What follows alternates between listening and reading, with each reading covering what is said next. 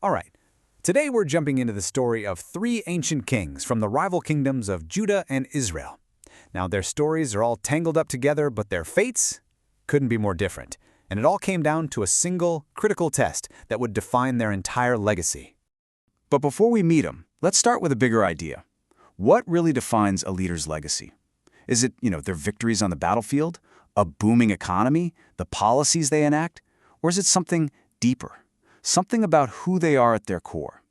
Keep that question in your back pocket, because the story we're looking at today has a very, very specific answer. So, let's dive in.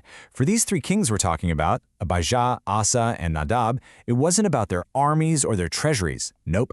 Every single one of them was judged against one unchanging benchmark, the standard set by their famous ancestor, King David.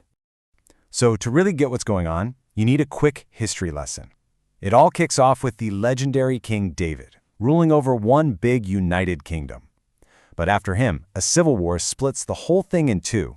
You get Israel up north and Judah down south. Our three kings step onto the stage in this fractured, really tense political world. So what was this gold standard they were all being measured against? Well, the source material is super specific about it. The benchmark wasn't just David's actions, it was his heart. He was seen as a leader whose whole motivation was a complete devotion to God's commands. Now look, he wasn't perfect, the text is clear about that, but the overall direction of his life, his core commitment, that's what set the bar for every king who came after him. And, if you met this standard, the prize was huge. The text calls it a lamp in Jerusalem. It's this beautiful idea that basically meant, because of David's faithfulness, his dynasty wouldn't just be snuffed out. It was a promise of stability, of divine favor, and a future. It was the ultimate reward for leadership done right. Okay, so how did this actually work in practice? Let's meet our first king. We'll start in the southern kingdom of Judah with King Abijah. He's our case study for what happens when a king has a divided heart. And the very first clue we get about his legacy is this number. Abijah's time on the throne was, well, let's just say it was short. Only 3 years. And in the world of ancient kings, a number that small is basically a flashing red light for instability. And right here, this is the heart of the problem. The judgment against him is really subtle, but it's absolutely critical. His heart was not fully devoted. That little word changes everything, putting him in direct contrast to David. It suggests he wasn't some kind of monster, but his commitment was split. It's like he was trying to look in two directions at once, and it just didn't work. And here's the thing. This internal problem had immediate external consequences. A divided heart at the top? Well, that led to a divided warring kingdom on the ground.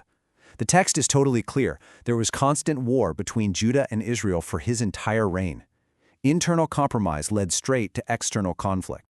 But then, right after Abijah, his own son, Asa, takes the throne. And wow, what a difference! If his father was the wishy-washy king, Asa was the radical reformer, a complete 180. Just look at that number, 41 years. That's not just a little longer, that is a lifetime compared to his father. This massive contrast in reign length tells you right away that something was fundamentally different about Asa's leadership. And here's why. The verdict on him is a total flip from his dad's. Asa gets it right. He met that Davidic standard. He basically grabs the wheel of the kingdom and yanks it back on course, aiming straight for that original benchmark.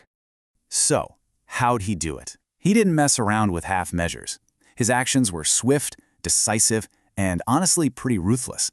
He cleaned house, getting rid of cult prostitutes. He smashed all the idols his ancestors had built. And get this, in his most dramatic move, he even fired his own grandmother from her powerful position as queen mother, all because she was pushing idol worship. I mean, that takes guts. But here's where it gets really interesting. The story adds this layer of nuance. Asa wasn't perfect, right? He missed a few things, like these high places where people were still doing unauthorized worship.